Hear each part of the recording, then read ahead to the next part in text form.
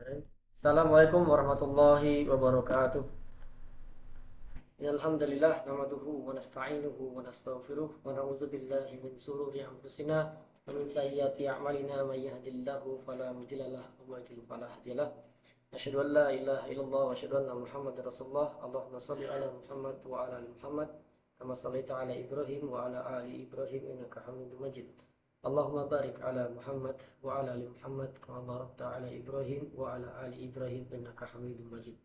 Allahumma inni abduk ibnu abdik ibnu amatik nasiyati biyadik madin fiya hukmuk adlun fiha qada'uk as'aluka bikulli ismin huwa laka sammaita bihi nafsak aw 'allamtahu ahadan min khalqik aw anzaltahu fi kitabik aw ista'sarta bihi fi 'ilmil ghaibi 'indak an taj'ala al-Qur'an rabi'a qalbi wa nura sadri wa jala'a hazani wa dhahaba amin. Amin ya rabbal alamin. Baik, pemirsa, Bapak Ibu, Mas, Mbak, kakak, adik, teman-teman semuanya, kawan-kawan semuanya, para subscriber hadirin yang sedang nonton live kajian ayat hadis ya Isra Baitullah wasilah tarbiyah yang sangat dahsyat. Alhamdulillah pada malam hari ini kita dapat bertemu kembali di kajian online ya via streaming YouTube channel Isra Baitullah Official. Semoga kita semuanya dimudahkan untuk terus istiqomah ya mengikuti kajian ini dan harapannya bisa memahami apa yang akan nanti kemudian disampaikan dalam kajian ini dan tentunya bisa bermanfaat, bisa diamalkan untuk masyarakat kita sebagai niat kita, nawaitu kita untuk menjadi salah satu leader kebaikan yang nantinya dapat mampu memberikan perubahan, memberikan kebaikan ya untuk keluarga kita, saudara-saudara kita, tetangga kita, dan tentunya untuk umat dan agama ini ya, insya Allah. Seperti itu Bapak Ibu sekalian, mari kita mulai kajian kita malam hari ini dengan bacaan Al-Fatihah bersama-sama. A'udzubillahiminasyaitonirrajim. Bismillahirrahmanirrahim. Alhamdulillahirabbil alamin, arrahmanirrahim, maliki yaumiddin. Iyyaka na'budu wa iyyaka nasta'in. Ihdinas siratal mustaqim, siratal ladzina an'amta 'alaihim ghairil maghdubi 'alaihim waladdallin. Amin. Baik, kami ingatkan sekali lagi Bapak Ibu semuanya berada di channel Isra Baitullah Official. Silahkan yang belum subscribe ya, silahkan di subscribe dulu, di klik loncengnya kalau perlu biar nanti Bapak Ibu sekalian bisa mendapatkan notifikasi atau pemberitahuan ketika upload video atau streaming kita lakukan di channel ini ya. Semoga nanti tidak ketinggalan informasi baik live kajian kita ya. Insya Allah kita rencanakan ada dua kajian online ya dari Selasa malam ya, malam hari ini, dan setiap Kamis malam ya nanti 2 hari lagi ya. Yang malam ini kita bersama Ustadz Heru Abdul Razak ya, pembimbing Haji SAU Baitullah ya. Silahkan Bapak Ibu sekali lagi ikuti akun sosial media kita ya, YouTube, kemudian Facebook ya, bisa dilihat di sebelah kanan saya itu ya, ada fanpage SAU Baitullah di Facebooknya, kemudian Instagram ada sau.baitullah, ada juga jalan-jalan Turki itu juga akun kita, kemudian yang terakhir ada SAU Baitullah Official, dan juga Masjid Baitul Mutakin Bawen ya, yang setiap hari kita kaji atau bedah 2 ayat, insya Allah 2 ayat 3 ayat ya per hari, sebagai salah satu mengamalkan sunnah Nabi kita yang dulu beliau mengkaji setiap hari, setiap pagi bersama para sahabat dengan ahlu sufah 10 ayat setiap hari ya. Ini yang kemudian mampu mempunyai bekal ya untuk kemudian menyelesaikan permasalahan umat yang 600 tahun tanpa nabi, tanpa rasul, dan tanpa kitab suci. Seperti itu, semoga kita semua dimudahkan oleh Allah untuk bisa memahami agama ini jauh lebih sempurna dari hari dan dari hari yang sebelumnya, sebagai bentuk syukur kita untuk bisa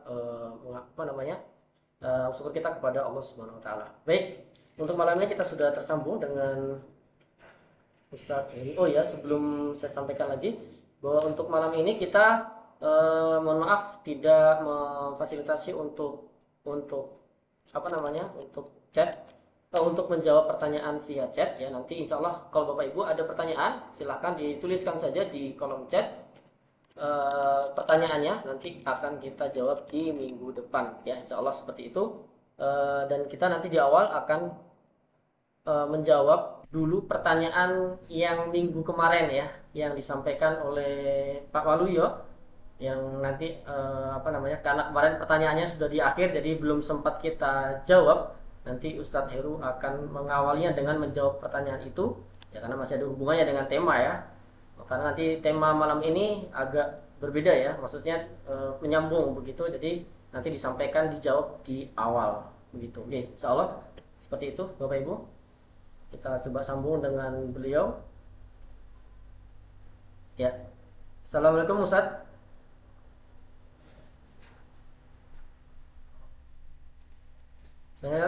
Assalamualaikum Ustadz. Waalaikumsalam warahmatullahi wabarakatuh. Nah, oke. Baik. Eh, kabar sehat, Ustadz? Alhamdulillah sehat, insya Allah. Oke, baik.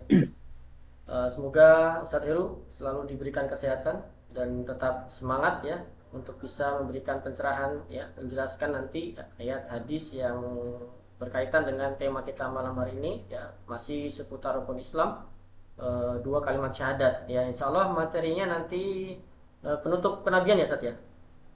Insya Allah. Oke, nanti bisa diawali dulu untuk menjawab pertanyaan yang kemarin Ustadz. Oke, ini saya bacakan dulu Yes. untuk pertanyaannya. Ini pertanyaan dari Pak Waluyo Raharjo ya. Dulu Sarekat Islam pernah pecah ini. Pecahannya itu dikenal sebagai Sarekat Islam Merah beraliran PKI. Ya, bagaimana syahadat mereka itu, Ustaz? Oke, insyaallah jelas ya, Ustaz. Yes. Ya, itu nanti silakan Ustaz bisa menjawab terlebih dahulu dan baru melanjutkan materi yang malam hari ini atau tema malam hari ini. Seperti itu. Oke, tafadhol Ustaz. Bismillah. Assalamualaikum warahmatullahi wabarakatuh.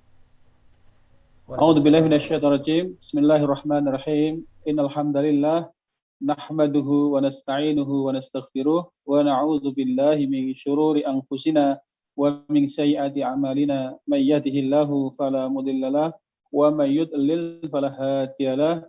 Asyhadu an la ilaha illallah wahdahu la syarikalah wa asyhadu anna Muhammadan abduhu wa rasuluh.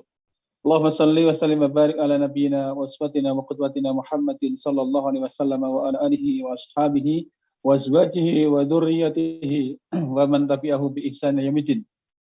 Wa qad qala Allah ta'ala fi kitabil karim, a'udzu billahi minasyaitonir rajim, ya ayyuhalladzina amanu taqullaha haqqa tuqatih wa la tamutunna illa wa antum muslimun. Allahumma faqihna fid din wa 'allimna al-kitaba wal hikmah wa tahhir qulubana وصحيح أجسادنا وفصح ألسنتنا وحسن فروجنا وآتنا الحكمة والحكمة رحمة للعالمين رب اشرح لي صدري ويسر لي أمري واحلل عقدة من لساني يفقهوا قولي ربي زدنا علما وارزقنا فهما آمين يا رب العالمين. Bapak Ibu sekalian yang semoga selalu dirahmati Allah Subhanahu wa taala. Alhamdulillah, syukur kita aturkan selalu kehadirat Allah Subhanahu wa taala atas berkah limpahan rahmatnya, taufik dan hidayahnya sajalah di kesempatan pada malam ini kita bisa melanjutkan kajian kita membahas tentang ayat dan hadis seputar rukun Islam dengan harapan semoga kita akan semakin memiliki pemahaman yang meningkat dalam agama ini. Paling tidak kita telah mencapai bahkan nanti melampaui batas minimal apa yang harus kita ketahui sebagai seorang muslim dalam agama ini. Memahami dengan melalui dalil-dalil petunjuk Allah baik dalam ayat maupun panduan sunnah dalam sabda Nabi kita Muhammad SAW.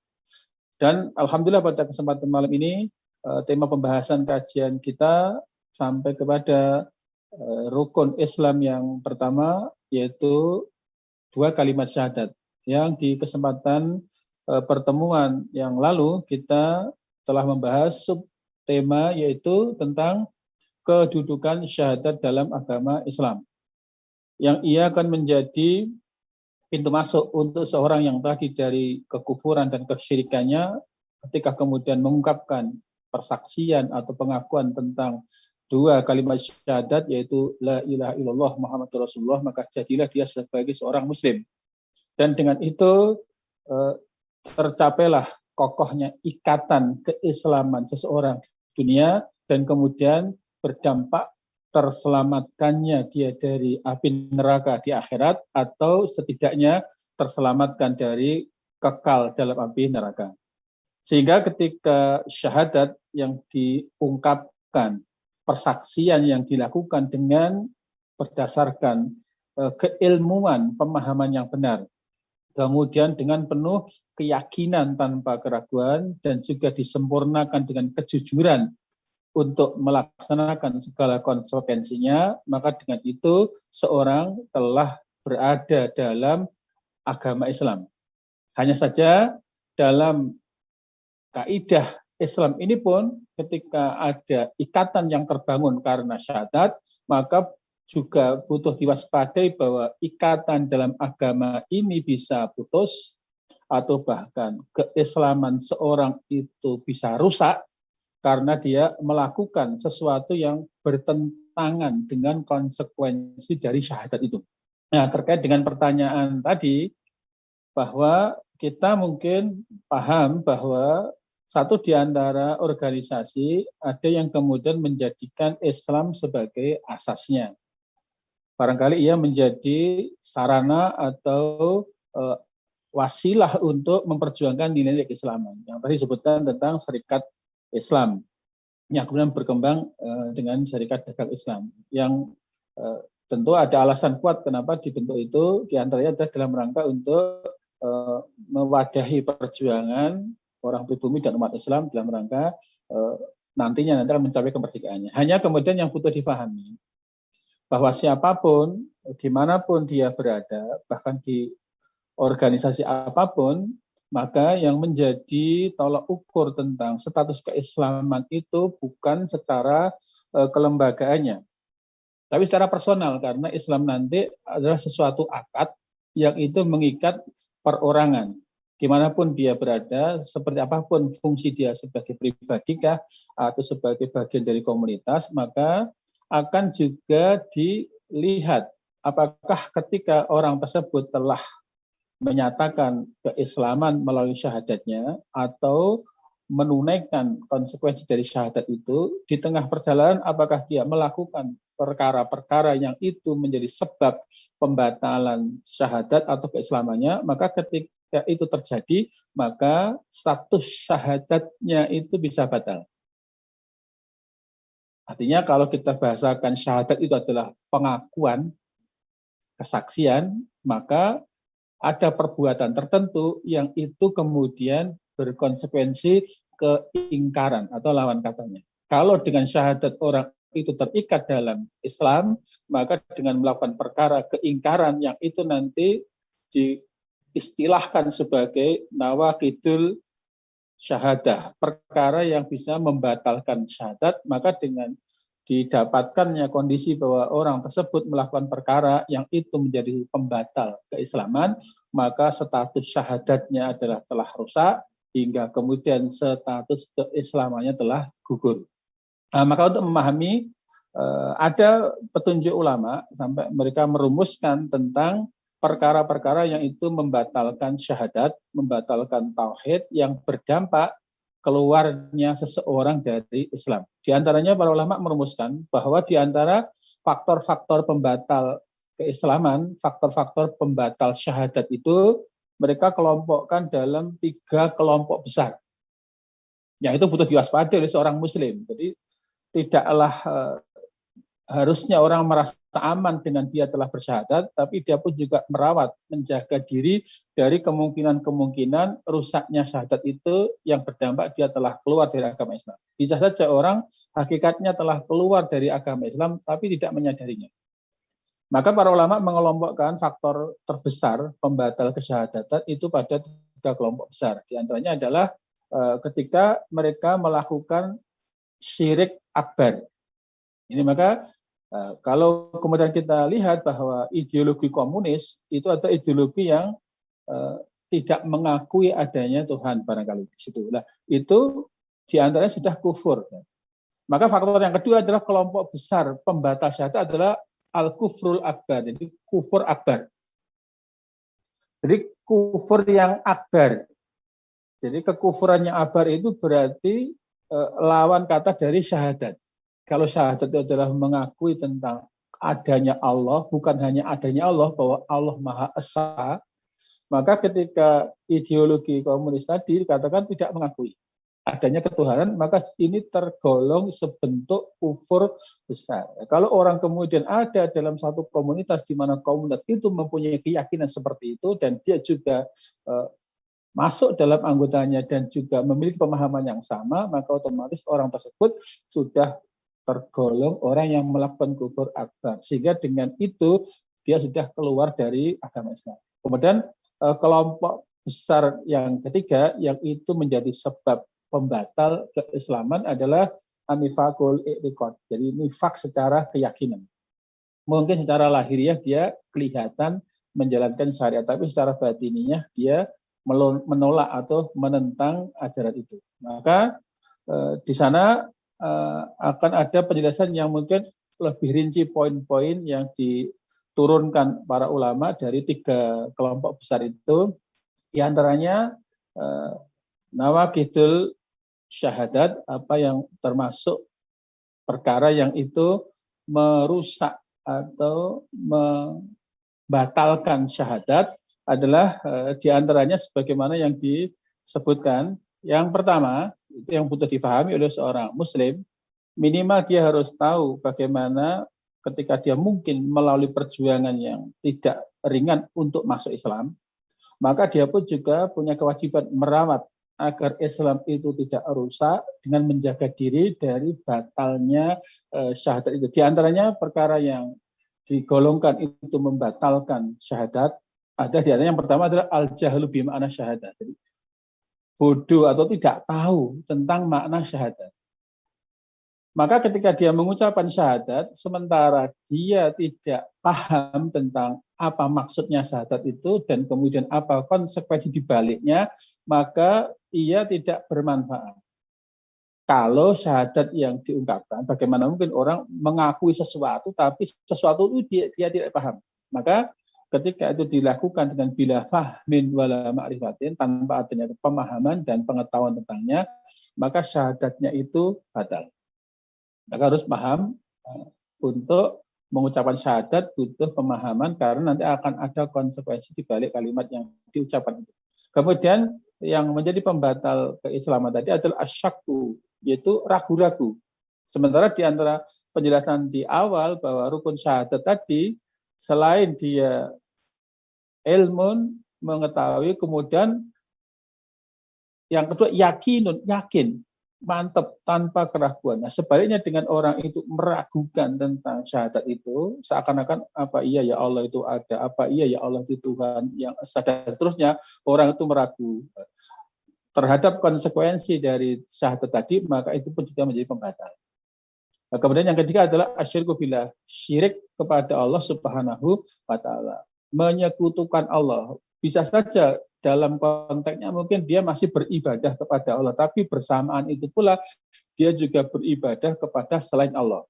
Maka syirik ini termasuk golongan perbuatan yang itu menjadi sebab pembatal keislaman seseorang. Kemudian yang keempat itu adalah al-kizbu al-aqdi, jadi bohong secara i'tiqadi, yaitu yang disebutkan sebagai nifak. Yaitu orang yang mungkin menampakkan keimanannya. Kalau kelihatannya dia orang mukmin, ya kita kayaknya kelihatan sholat, puasa, zakat, tetapi dia menyembunyikan keingkaran, menyembunyikan kekufuran. Ini adalah munafik. Kelihatan secara zahirnya dia seperti orang beriman, tapi batinnya dia mengingkarinya, maka ini pun juga termasuk menjadi sebab batalnya keislamannya. Kemudian yang kelima adalah al-bughdu lahil kalimat, jadi membenci, tidak suka terhadap kalimat tauhid ini. Maka di sini termasuk juga menjadi pembatal, karena Allah juga berfirman tentang itu, wa minan nas may yattakhidhu min dunillahi andada yuhibbunahum ka hubbillah. Sebagian dari manusia itu akan menjadikan tuhan-tuhan yang selain Allah dan dia mencintai mereka itu sebagaimana dia mencintai kepada Allah Subhanahu wa taala. Nah, kemudian yang ketujuh adalah menolak atau berpaling dari maknanya dan berpaling dari keyakinan yang harus dimiliki di balik kalimat tauhid atau syahadat tadi. Sehingga Allah berfirman, wa idza qila lahum la ilaha illallah yastakbirun. Ketika dikatakan kepada mereka untuk mengatakan la ilaha illallah, mereka menyombongkan diri, maknanya menolak kebenaran dan meremehkan. Wa yaqulun, dan mereka berkata, a inna latariku alihatina li syairin majnun. Apakah kami harus meninggalkan sesembahan kami ini hanya gara-gara seorang penyair yang majnun atau bodoh? Barangkali ini diantara penjelasan yang terkait dengan perkara yang itu sikap, perbuatan, atau keyakinan yang itu menjadi sebab pembatal keislaman seseorang. Maka dalam kondisi apapun, mungkin dimanapun dia berada, manakala yang tadinya orang telah bersyahadat, kemudian syahadat itu rusak karena perilaku-perilaku tersebut, maka status syahadatnya menjadi batal, hingga secara otomatis pun juga keislamannya batal. Bisa saja kan orang mungkin ada dalam organisasi keislaman, tapi ketika kemudian pemikiran-pemikiran dia itu kemudian dicemari oleh keraguan-raguan terhadap keesaan Allah, menganggap syariat Allah sudah tidak relevan dan seterusnya, sebagaimana pemikiran-pemikiran orang-orang sekuler itu atau orang-orang yang sudah menyimpang, maka otomatis keislaman dia telah gugur atau telah batal. Barangkali itu Mas Unu mungkin penjelasan dari pertanyaan yang sempat disampaikan di waktu kemarin, semoga bisa memberikan jawaban yang dimaksud.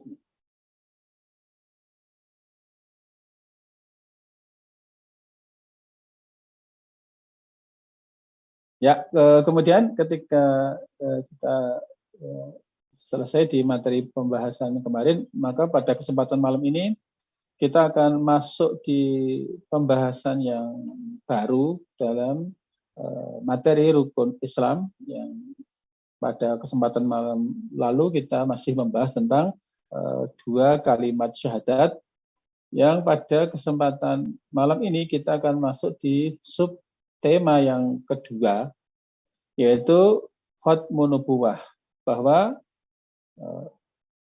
Rasulullah Muhammad SAW itu adalah sebagai penutup kenabian. Ketika kita review ulang bahwa syahadat yang kita kenal syahadat itu aslinya adalah syahadatan atau dua kalimat syahadat itu, ia adalah dua kalimat kesaksian, dua pernyataan yang dimaksud dua itu adalah satu syahadat tauhid, yang kedua adalah syahadat Rasul, pengakuan tentang keesaan Allah, dan yang kedua adalah pengakuan atas kerasulan Nabi Muhammad SAW. Dan di antara yang menjadi keyakinan umat Islam terkait dengan syahadat Rasul, bahwa Rasulullah SAW beliau adalah penutup dari kenabian. Artinya ketika Allah mengutus Nabi dan Rasul, sejak awal pertama kali Allah mengutus, maka Rasulullah adalah orang yang dipilih oleh Allah menjadi penutup para nabi.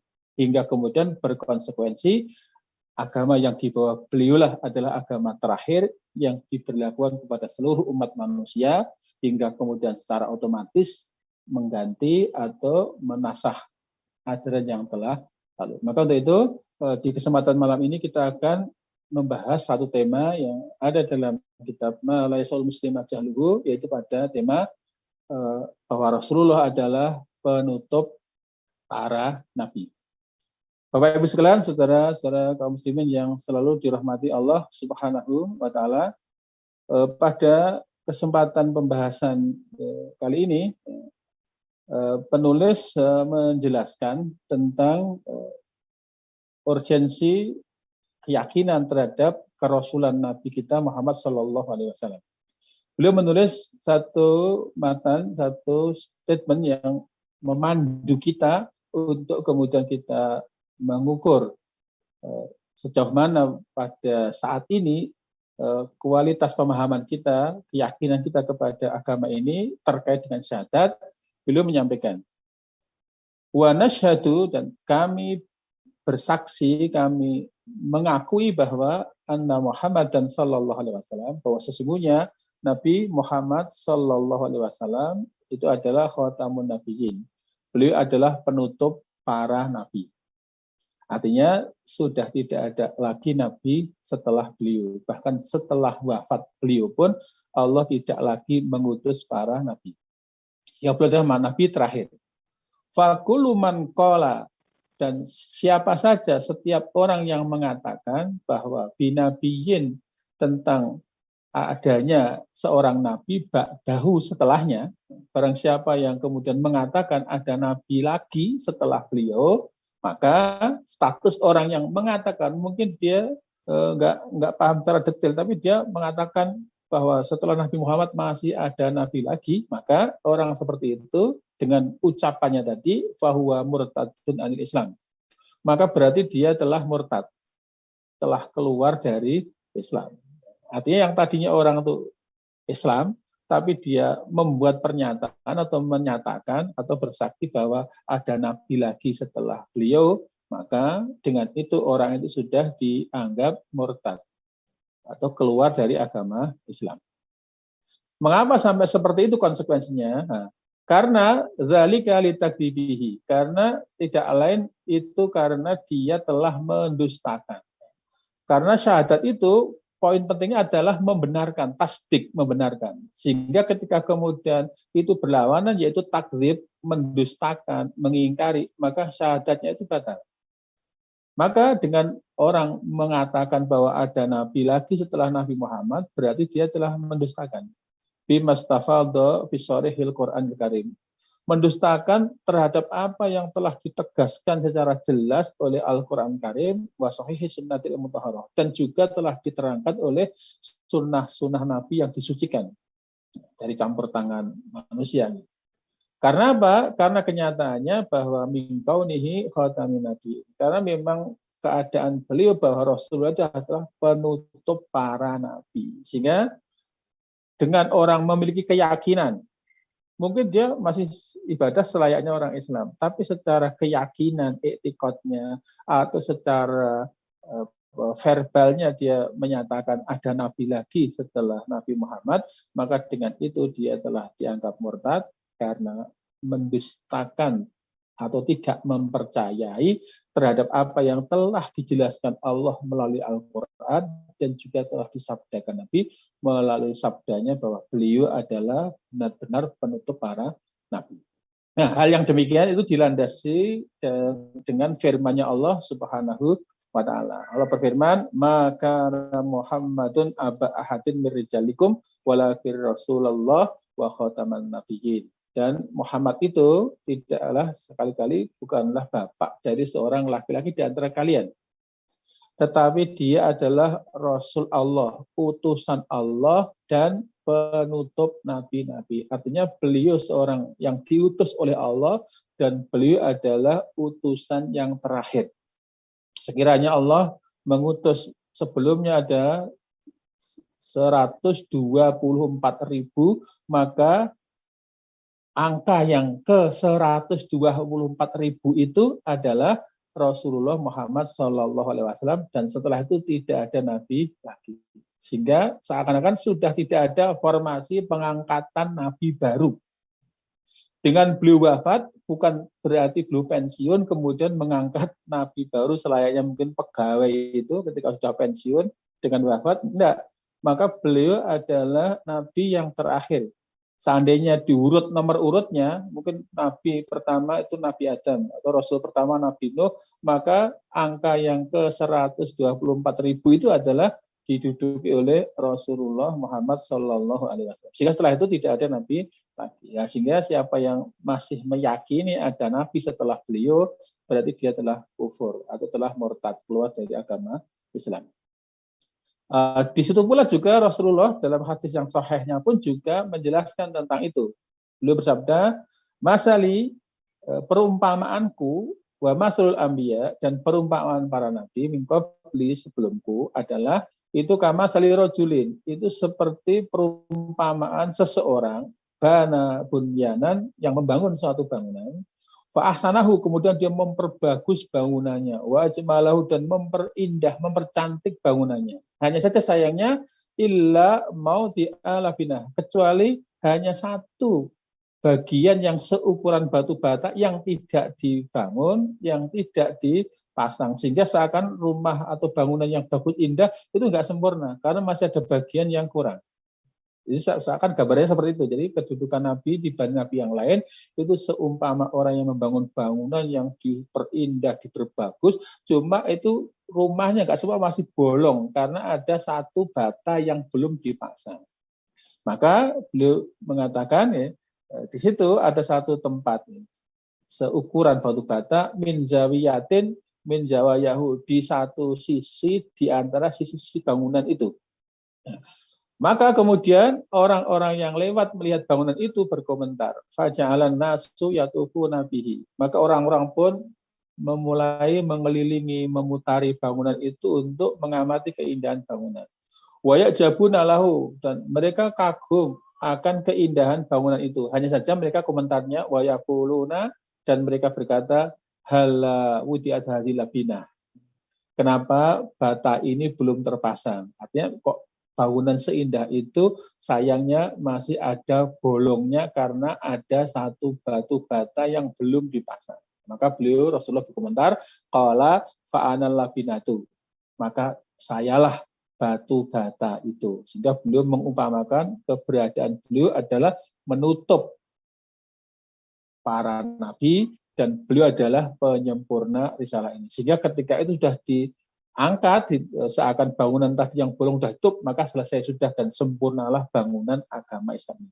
Maka beliau kemudian menegaskan lagi, wa ana khatamun nabiyyin, dan saya adalah penutup para nabi. Hadis muttafaqun alaih. Nah, di riwayat yang lain, di dalam riwayat Imam Muslim disebutkan fa'ana maudi'ul labinah. Maka kata Rasulullah, akulah tempat satu batu bata itu. Jitu fakhotamtul anbiya, dan aku datang lalu menutup para nabi. Artinya kedatangan Rasulullah itu adalah menyempurnakan misi risalah yang diperintahkan Allah, dan Rasulullah adalah pengemban risalah dan menjadi nabi yang terakhir. Di sisi lain Nabi pun juga pernah bersabda. Beliau mengatakan, ana Muhammad, saya adalah Muhammad. Tapi beliau juga memiliki gelar atau nama lain, wa ana Ahmad, dan saya adalah Ahmad. Jadi orang yang terpuji, orang yang memuji.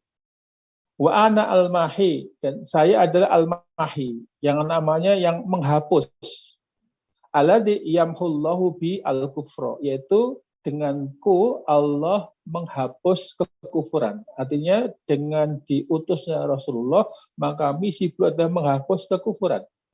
Beliau juga punya nama lain selain Muhammad, Ahmad, Mahi. Beliau juga punya nama Wa'anal Hasyir. Saya adalah Al-Hasyir, yang menghimpun. Maknanya alladzi yuhsyarun nasu ala akhibi, yaitu di mana Allah mengumpulkan semua manusia di belakangku.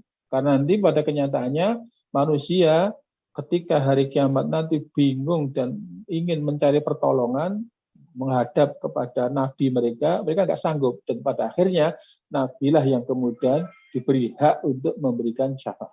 Sehingga beliau dikasih nama Al-Hasyir, yaitu yang dimana manusia dikumpulkan di belakang beliau. Walaupun nabi realitasnya adalah nabi yang diutus terakhir, maka beliau nanti akan menjadi orang yang pertama, menjadi nabi yang awal yang diberi kesempatan untuk masuk surga bersama umatnya sebelum nabi dan umat yang lainnya. Dan bahkan umat-umat yang lainnya nanti berharap syafaat pertolongan hanya dari Rasulullah Muhammad SAW. Kemudian beliau juga punya nama lain, wa anal aqib. Saya adalah al-aqib, yang terakhir. Maknanya wal aqibu, yang dimaksud al-aqib adalah alladzi laisa ba'dahu nabiyyun, yaitu yang setelah itu tidak ada nabi lagi. Beliau sudah menyatakan bahwa beliau adalah nabi yang terakhir. Di riwayat yang lain Imam Muslim menyatakan anal aqib, aku adalah al-aqib alladzi laisa ba'dahu ahad, yang tidak ada seorang pun nabi setelahku. Maka di sana kemudian Nabi juga menjelaskan tentang sifat-sifat keutamaannya, yang diantara sifatnya yang tidak dimiliki nabi lain adalah beliau penutup para nabi. Beliau menyampaikan satu hadis, fuddiltu alal anbiya bisitin. Saya diberikan kelebihan, keistimewaan dibanding para nabi yang lainnya dengan 6 keistimewaan. Yang pertama beliau mengatakan, oh itu jawami al-kalim. Aku diberikan oleh Allah mukjizat berupa jawami al-kalim. Yaitu kalau dimaknai adalah diberikan kemampuan meringkas kalimat tapi syarat makna. Walaupun sebagian yang lain menyatakan yang dimaksud jawami al-kalim adalah Al-Quran. Karena Al-Quran ini menurut Ibnu Katsir diterangkan bahwa disebut sebagai jawab kalim adalah Al-Quran, karena Al-Quran itu kalimat-kalimatnya pendek, tapi makna yang tercakup di dalamnya sangat luas. Bahkan sampai Nabi pun misalnya punya kepakaran tanda kutip dengan mampu mengkomunikasi sesuatu dengan kalimat sederhana, tapi maknanya luas. Sering kita mendengar hadis-hadis Nabi pendek, tapi itu maknanya sangat luas. Misalnya tentang la dororo wala diroro, misalnya gitu. Tidak boleh merugikan dan tidak boleh melakukan perbuatan yang menimbulkan kerugian dan seterusnya. Itu banyak mana-mana yang ternyata kalau diurai itu luas walaupun dengan kata yang pendek. Misalnya ketika Nabi mengatakan al-ma'u minal ma'. Itu kalau kita terjemahkan letterlock itu tidak memahamkan. Al-ma'u minal ma', air dari air itu seperti apa. Tapi ternyata makna yang dimaksud ketika konteks itu diucapkan oleh orang yang hadir di hadapan beliau dan menjelaskan tentang penjelasan yang sebelumnya yaitu tentang kewajiban orang mandi itu karena apa? Karena sahabat Ali pernah bertanya, saya adalah orang yang banyak mengeluarkan mandi, apakah saya harus mandi setiap kali mandi? Setiap kali keluar air maka dikatakan al-ma'u minal ma'. Air itu dari air maknanya wajibnya mandi itu kalau mengeluarkan sperma. Itu diantara keutamaan yang dimiliki Rasulullah, karunia Allah adalah jawab al-kalim. Sehingga beliau ringkas, singkat, padat kalimat yang diucap, tapi syarat dan luas makna yang dimuat. Kemudian beliau yang kedua adalah wa nusirtu biruh. Aku ditolong oleh Allah, diberikan petunjuk Allah dengan ditebarkannya rasa ketakutan pada diri musuh. Walaupun ketika Nabi hendak hadir untuk menaklukkan suatu wilayah, perjalanan masih 1 bulan untuk sampai ke tempat yang dituju, musuh sudah dibuat ketakutan. Itu diantara yang diberikan Allah kepada Rasulullah Muhammad SAW yang tidak diberikan kepada Nabi yang lain. Kemudian yang ketiga, wa uhilat li al-ghanaim, dan dihalalkan untukku ghanimah. Harta rampasan perang itu dihalalkan untuk Rasulullah SAW. Beda kalau Nabi tidak boleh mengambil zakat, tapi kalau ghanimah itu boleh. Kalau hadiah itu boleh. Kemudian yang keempat, keutamaan beliau, wa ju'ilat liyal ardu tahuran wa masjidan. Kemudian diterangkan di situ bahwa beliau adalah diberikan karunia bumi dan semua tanah di sepanjang bentangan bumi itu adalah disediakan sebagai alat bersuci dan sebagai masjid. Kemudian yang kelima, wa ursiltu ila kafatil khalqi, dan saya diutus untuk seluruh makhluk secara keseluruhan, tidak sebatas pada umat, sebatas bangsa atau kelompok tertentu, tapi beliau diutus untuk seluruh makhluk. Berbeda dengan nabi-nabi sebelumnya. Mungkin Nabi Isa hanya untuk kaum Bani Israel, Nabi Musa untuk dan seterusnya. Tapi Rasulullah adalah diutus untuk seluruh umat manusia.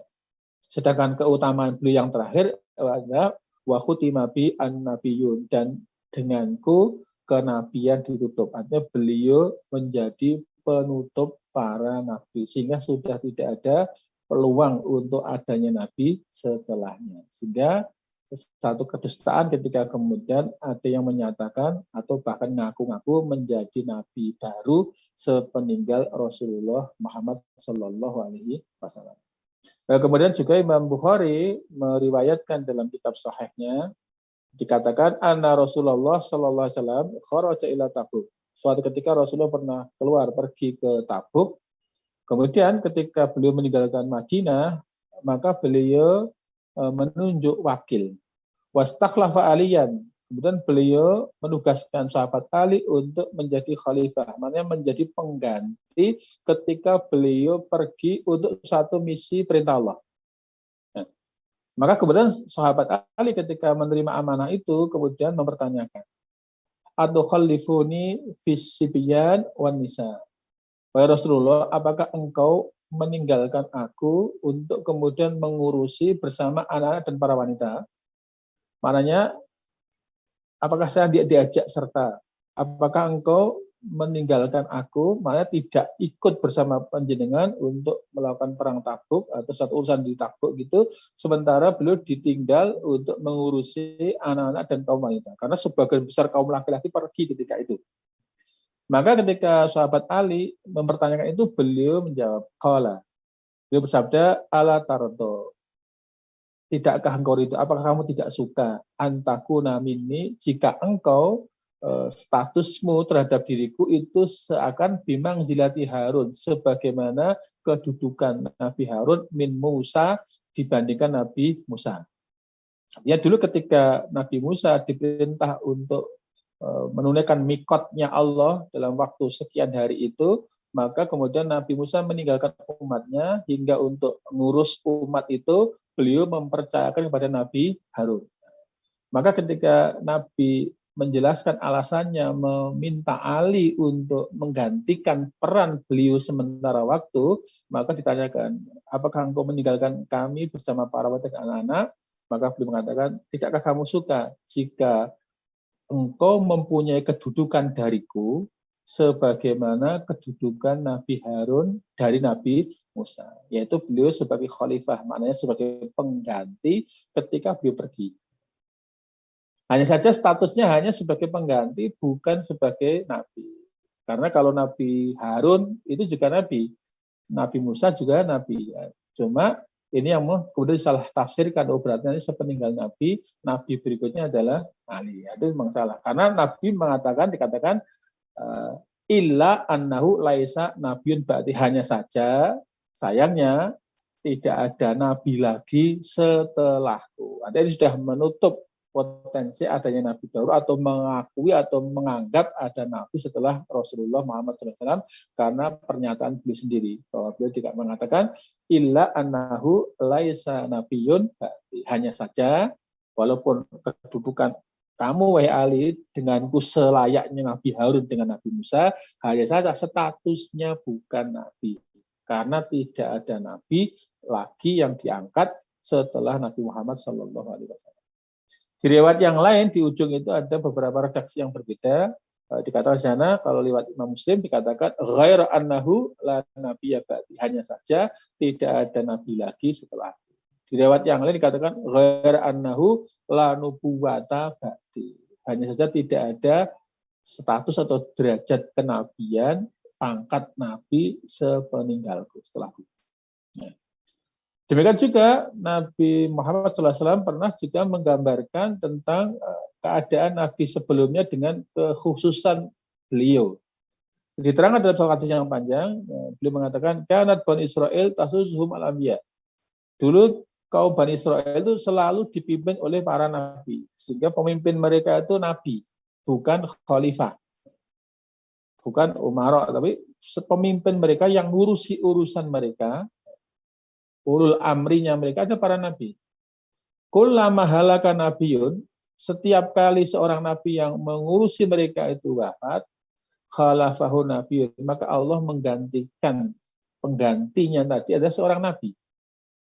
Hanya saja kalau umatnya Nabi Muhammad beda, wa innahu lanabiyya ba'di, dan sesungguhnya sajalah tidak ada nabi setelahku. Maknanya Nabi sudah memberikan arahan ketika nanti dan dipastikan Rasulullah akan wafat, maka setelah beliau wafat, sepeninggal beliau tidak ada pengganti Rasulullah yang itu berupa nabi. Maka nanti gantinya beliau yang mengemban amanah risalah adalah para khalifah. Sebutannya bukan nabi, tapi khalifah, pengganti nabi, statusnya bukan nabi, khalifah sebutannya.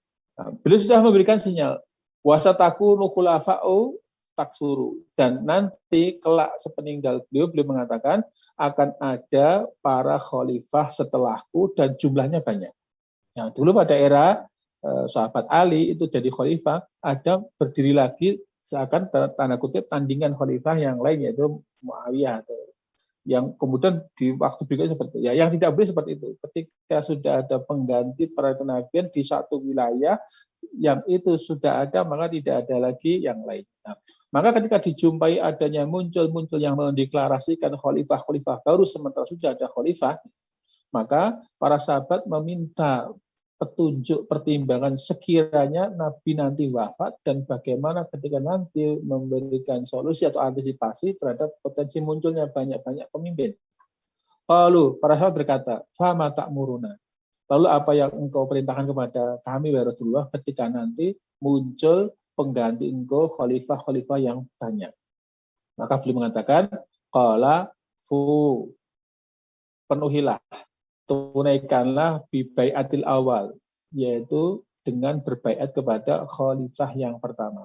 Artinya ketika satu masa itu sudah ada khalifah, maka yang dibaiat, yang diikuti adalah khalifah yang pertama kali. Ketika kemudian di waktu yang sama muncul lagi, maka dia tidak mendapat kelayaan untuk dibaiat dengannya. Fal awal kemudian yang berikutnya lagi. Walaupun seandainya kemudian pemimpin-pemimpinnya ada memiliki kezaliman, maka Nabi mengatakan wa'atuhum haqqahum, maka tunaikanlah hak-hak mereka. Karena apapun kondisinya, seorang pimpinan itu punya hak untuk ditaati oleh orang yang dipimpin.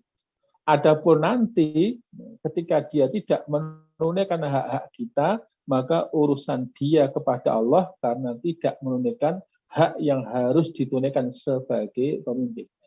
Maka fa'innallaha sa'iluhum, karena Allah nanti akan meminta pertanggungjawaban kepada mereka akan amanah kekhalifahan. Maka kewajiban kita adalah menaati pemimpin itu. Sekiranya kemudian pemimpin itu berbuat zalim kepada kita yang sudah menaati, maka dia akan mempertanggungjawabkan kezaliman itu kepada Allah Subhanahu wa taala. Bukan berarti karena kita didolimi pemimpin, misalnya, kita kemudian tidak taat kepadanya. Karena nanti kita akan bertanggung jawab kepada Allah tentang status kita sebagai orang yang dipimpin, yaitu menunaikan ketaatan kepada pemimpin. Sementara nanti apapun dia, pemimpin juga akan dimintai pertanggungjawaban kepada Allah atas amanah yang dipimpinnya. Maka dikatakan, apa yang menjadi hak kita harus kita, apa yang menjadi kewajiban kita harus kita tunaikan.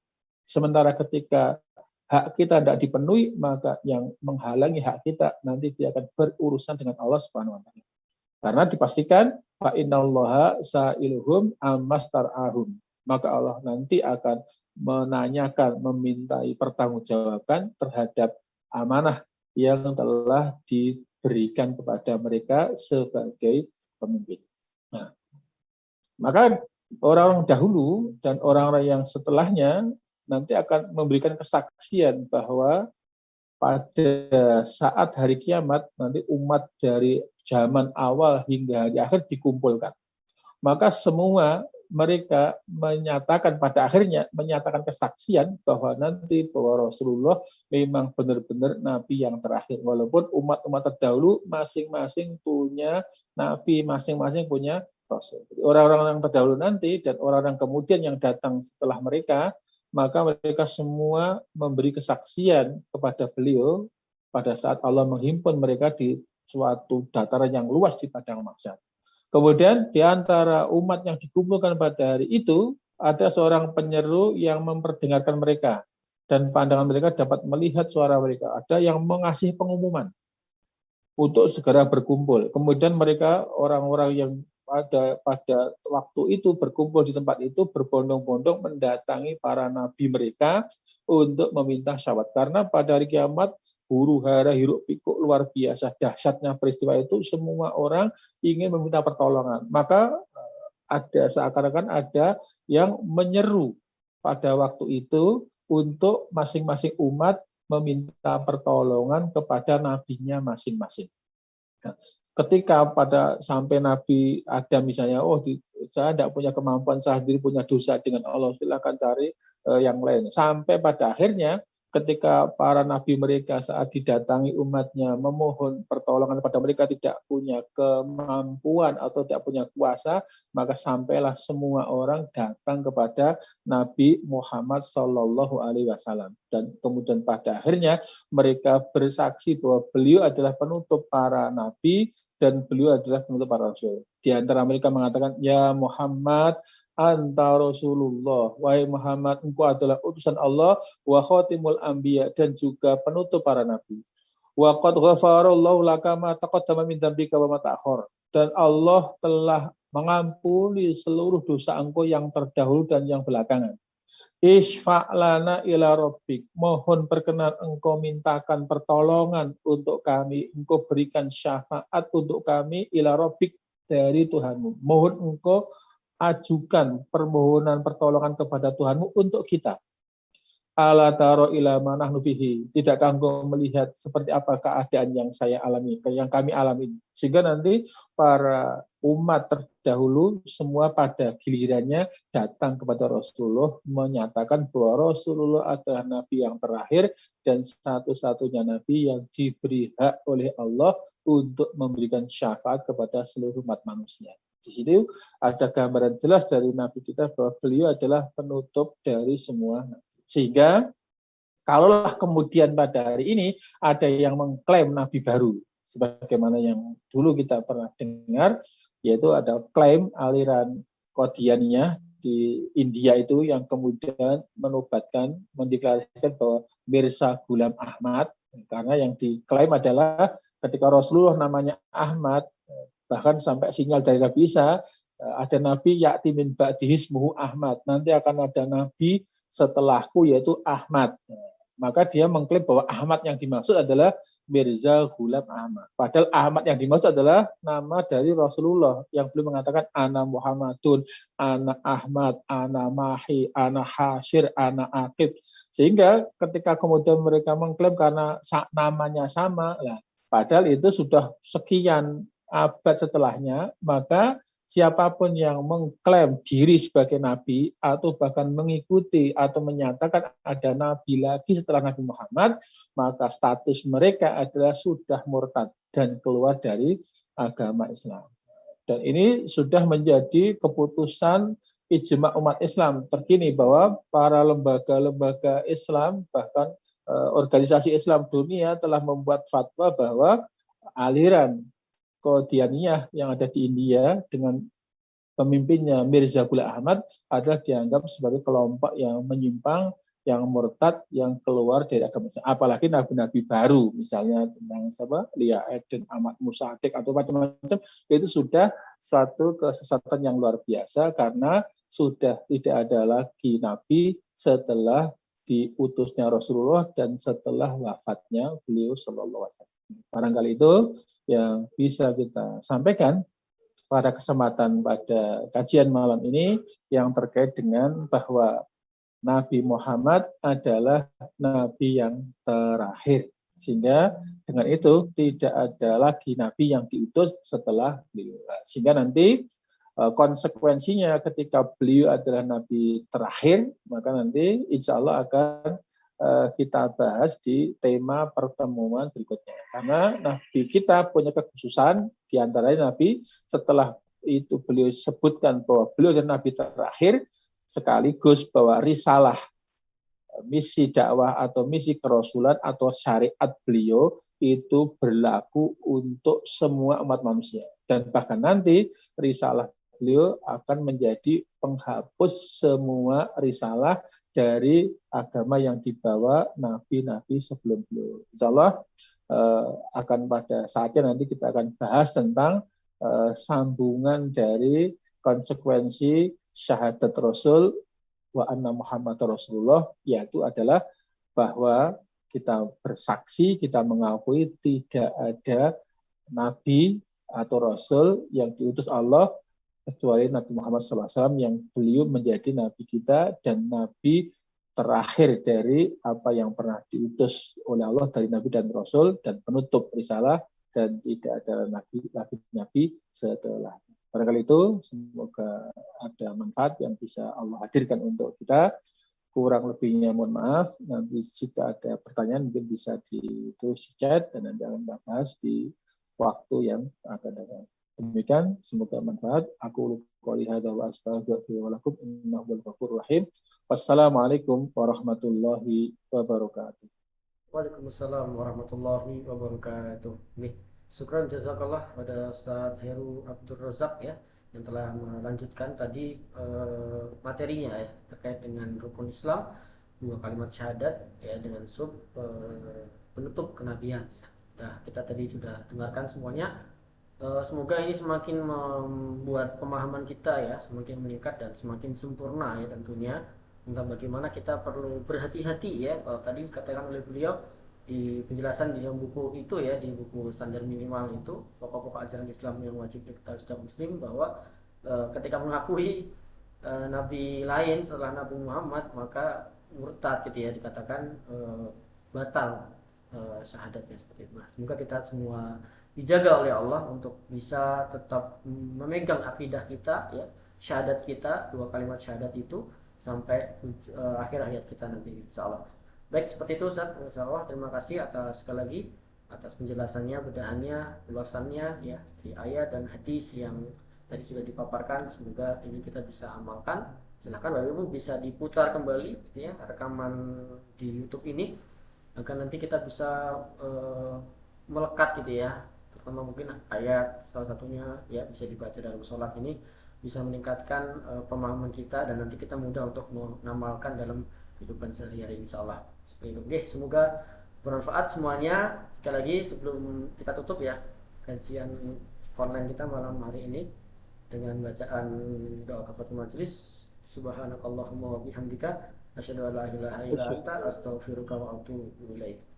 Jangan lupa sekali lagi ikuti akun sosial media kita Esa Ubaidullah fanpage, kemudian Instagram Esa Ubaidullah official yang Bapak Ibu sedang saksikan ini ya. Jangan lupa subscribe biar nanti Bapak Ibu tidak ketinggalan ya ketika kita ada upload video yang pendek-pendek mungkin ya, dan nanti live streaming insya Allah akan mudah mencarinya ketika nanti sudah subscribe seperti itu. Oke, insya Allah kesempatan ini akan bermanfaat. Kita akan istiqomahkan semoga ya minggu depan sampai ketemu di Selasa malam minggu depan, dan tetap semangat untuk tetap ngaji ya. Kita naikkan level kita menjadi minimal santri dan nanti semoga bisa menjadi ulama dan Bapak Ibu sekalian bisa memberikan kemanfaatan untuk saudaranya, tetangganya di sekitar rumahnya gitu ya, dan sampai nanti ke anak keturunan insyaallah seperti itu. Oke, sampai berjumpa di minggu depan. Assalamualaikum warahmatullahi wabarakatuh.